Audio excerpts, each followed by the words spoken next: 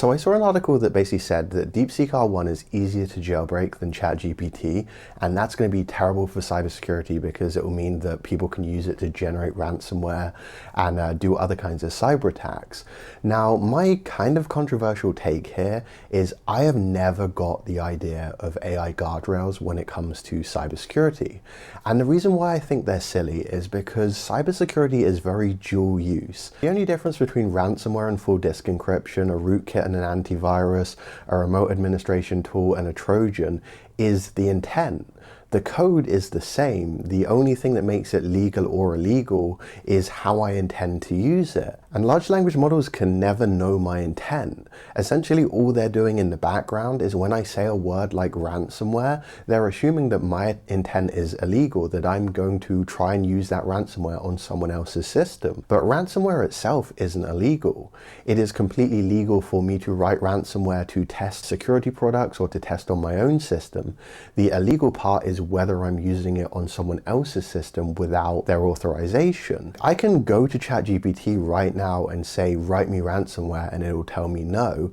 And then I can go, can you write me a file encryptor to protect my laptop in case it gets stolen?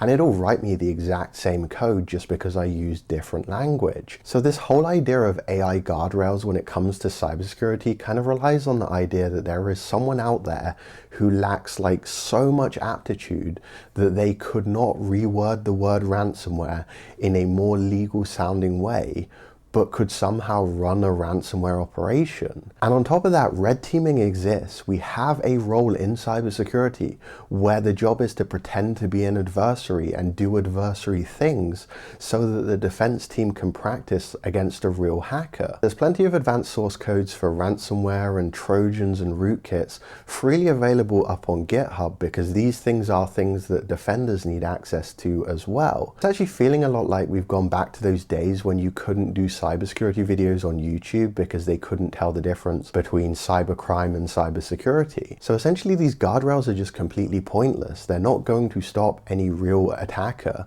and all they do is just make it harder for cybersecurity people to learn about the things that they need to be good at cybersecurity. Like, for example, my specialization is malware reverse engineering.